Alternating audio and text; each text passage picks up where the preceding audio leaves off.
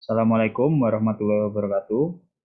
Sebelumnya izin memperkenalkan diri. Nama saya Yusuf Chandra Prayoga dengan nomor induk mahasiswa 211 407 1006 dari kelas Tab B. Di sini saya akan menyampaikan tentang materi transmisi manual dengan mata kuliah motor bakar dan traktor pertanian yang diajar atau diawasi oleh Bapak Mareli Tenom Banua. Untuk selanjutnya adalah pengertian.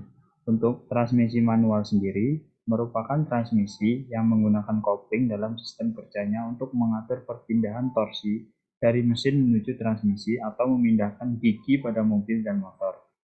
Jadi, transmisi manual ini perbedaannya itu dia menggunakan kopling dan beda dengan transmisi yang otomatis. Selanjutnya, fungsi dari transmisi. Yang pertama itu mengatur kecepatan sesuai medan dan beban. Lanjut yang kedua, memutus dan menghubungkan putaran sehingga mobil dapat berhenti maupun bergerak dengan mesin hidup.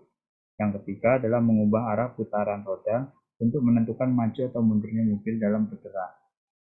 Yang dimaksud untuk mengatur kecepatan sesuai medan dan beban adalah ketika kondisi jalan itu jelek, biasanya kita menggunakan transmisi yang rendah atau handle nomor 1 ataupun nomor 2. Untuk yang kedua, memutus dan menghubungkan putaran. Maksudnya adalah ketika kita berhenti, maka kita memutuskan hubungan antara transmisi kepada gearbox selanjutnya.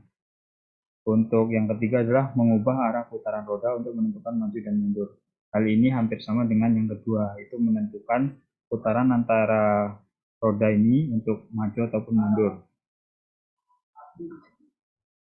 Selanjutnya, prinsip kerja dari transmisi manual. Transmisi manual bekerja pada prinsip sederhana dengan menggunakan rasio roda gigi. Sebuah perbedaan output kecepatan dapat dilakukan dengan mengubah rasio roda gigi pada sistem transmisi. Rasio kecepatan dapat dipresentasikan atau direpresentasikan pada persamaan berikut. N2 dibagi N1 sama dengan T1 dibagi T2. Untuk selanjutnya adalah tipe-tipe transmisi. Tipe-tipe transmisi ini terbagi menjadi 3, yaitu tipe constant mesh, tipe sliding mesh, dan tipe synchron mesh. Nah, di sini kita akan masuk ke tipe yang pertama, yaitu sliding mesh. Sliding mesh merupakan jenis awal transmisi manual dan paling mudah untuk dimengerti. Namun, transmisi jenis ini memiliki banyak kekurangan dalam cara kerjanya. Di antaranya adalah mengeluarkan suara yang sangat kasar saat perpindahan gigi. Perpindahan gigi membutuhkan waktu yang cukup lama, hanya dapat menggunakan salah satu dari roda gigi. Nah, untuk mekanisme dasar pada transmisi sliding mesh ini ditunjukkan di mana poros input atau input shaft dan poros output atau output shaft dihubungkan melalui sebuah counter shaft. Hanya dengan menggeser sliding gear pada poros output, maka akan menghasilkan rasio gear yang berbeda. Ini merupakan pengertian atau cara kerja dari sliding mesh. Untuk yang kedua adalah constant mesh. Constant mesh atau transmisi tipe ini adalah jenis transmisi manual yang cara kerja dalam pemindahan giginya memerlukan bantuan kopling geser agar terjadi perpindahan tenaga dari poros input ke poros output. Transmisi jenis ini, roda gigi input dan output selalu berkaitan, tetapi roda gigi output tidak satu poros dengan poros output transmisi. Tenaga akan diteruskan ke poros output melalui mekanisme kopling geser. Transmisi jenis ini memungkinkan untuk menggunakan roda gigi lebih dari satu jenis. Untuk yang terakhir adalah transmisi jenis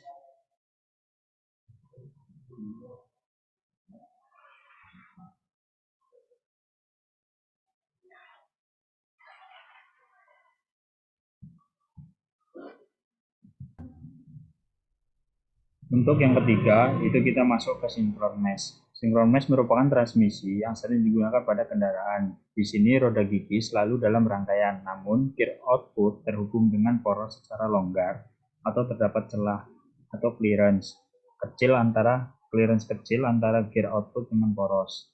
Jika kita hanya menghubungkan satu roda gigi dengan poros pada suatu waktu, maka poros akan memiliki kecepatan putar yang terhubung dengan roda gigi.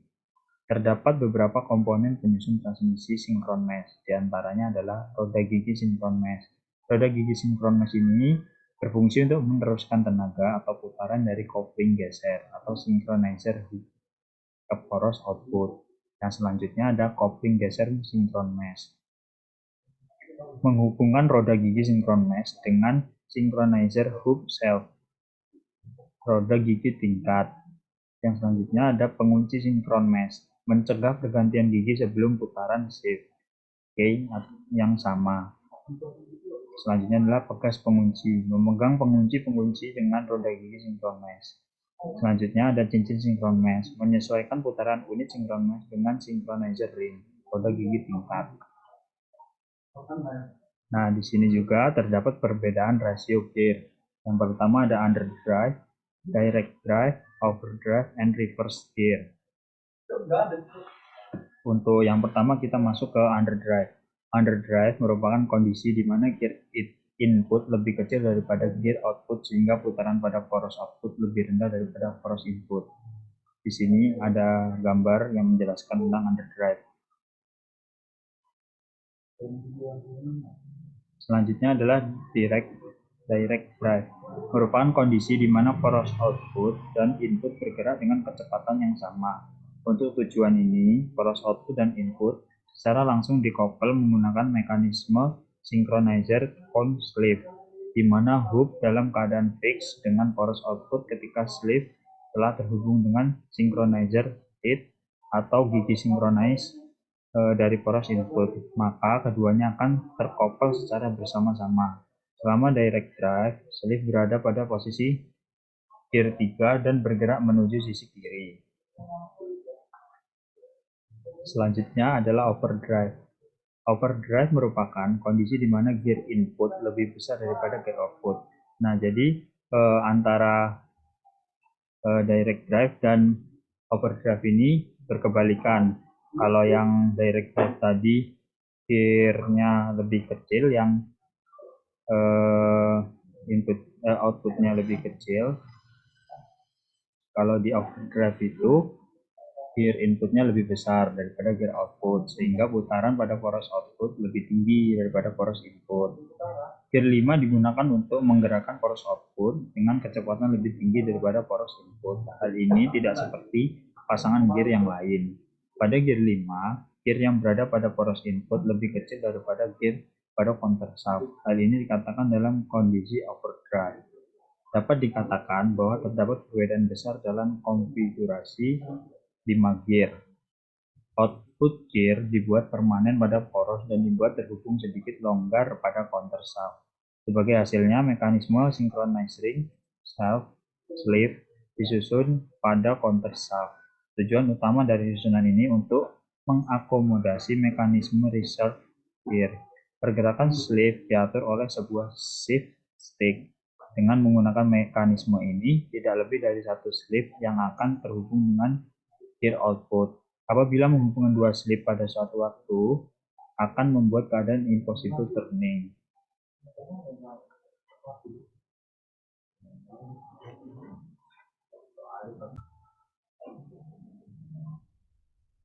Untuk masuk yang selanjutnya adalah reverse gear.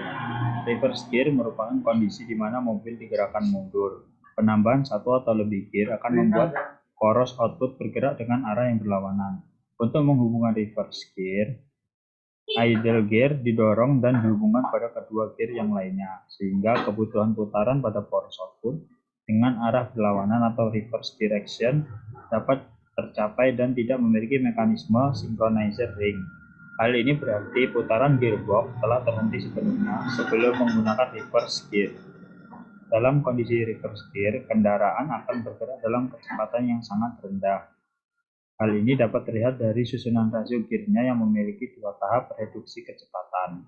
Ini akan menghasilkan kecepatan rendah dan torsi yang tinggi. Secara umum, reverse gear memiliki rasio 4:7, yaitu kecepatan input banding kecepatan output. Jadi kecepatan inputnya 4 dan perbandingan kecepatan outputnya adalah 1.